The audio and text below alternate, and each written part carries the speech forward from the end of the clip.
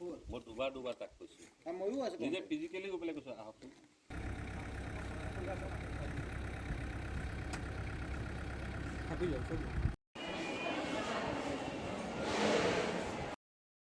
এই মানুহজন যোৱা সপ্তাহত ট্ৰেইনত আহিছিলে। ট্ৰেইনত আহোঁতে তেখেতে খোজকাঢ়ি অহা আমি পৰিলক্ষিত কৰিলোঁ। কৰাৰ পিছত তেখেত ইয়াত থাকিলে। থকাৰ পিছতে আমি তেওঁলোক আহি চালোঁ যে মানুহজন প্ৰকৃততে কিয় আহিল ইয়ালৈ। পিছত আহি দেখিছোঁ দুইখন ভৰিত মানে পোক লাগিব বাকী। আপোনাৰ দুইখন ভৰি পকি গেলি অৱস্থা নাই আৰু গোন্ধত মানুহ থাকিব নোৱাৰে। তাৰপিছত আমি স্থানীয় ব্যক্তি হিচাপে পুলিচ থানাত খবৰ কৰিলোঁ। পুলিচ থানাৰ পৰা কোনো আমি সাহায্যও নাপালোঁ বা ভাল ৰেচপন্স এটা নাপালোঁ। তাৰপৰা ইয়াৰ NGO এটাকো ক'লোঁ, NGOটোৰ পৰা 3 দিন হ'ল কোৱা, তেওঁলোকৰ পৰা কোনো ভাল ৰেচপন্স নাপালোঁ। তাৰপৰা আমাৰ ইয়াৰ স্থানীয় সাংবাদিক বন্ধুসকল আৰু আমাৰ প্ৰকৃতিপ্ৰেমী লেখনাথ শৰ্মা ডাঙৰীয়া, তেখেতক যোৱাকালি কোনোবা অৱগত কৰিলে। কৰাৰ পিছত স্থানীয় সাংবাদিক পংকজ দা আহিলে।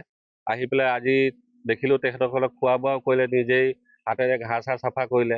কৰি পেলাই তেখেতসকলে এতিয়া আপোনাৰ স্থানীয় এখন এম্বুলেঞ্চো মাতি পেলাই জখলাবন্ধা যি অসামৰিক চিকিৎসালয়ত ভৰ্তি কৰাৰ উপৰিও তেখেতক ট্ৰিটমেণ্টৰ পূৰা সাহায্য দি ভাল কৰি যদি মানুহজন ঘৰলৈ যাব বিচাৰে তেন্তে ঘৰলৈ পঠিয়াব, আৰু যদি বোলে নহয় আমি ঘৰলৈ নাযাওঁ, ইয়াতে মই কাম বন কৰিব বিচাৰোঁ, তেখেতৰ অনুযায়ী অনুমতি সপক্ষে তেখেতক যদি কাম কৰিম বুলি কয় ইয়াতে কাম দিব, আৰু যদি বোলে নহয় মই ঘৰলৈ যাম, তেখেতে ইয়াত থকা মেলা খোৱা বোৱা পিন্ধন উৰণ দি ঘৰলৈকে মানে পোৱাই দিয়া দায়িত্ব স্থানীয় ব্যক্তি লেখনাথ শৰ্মা আৰু আমাৰ পংকজ দাই লৈছে।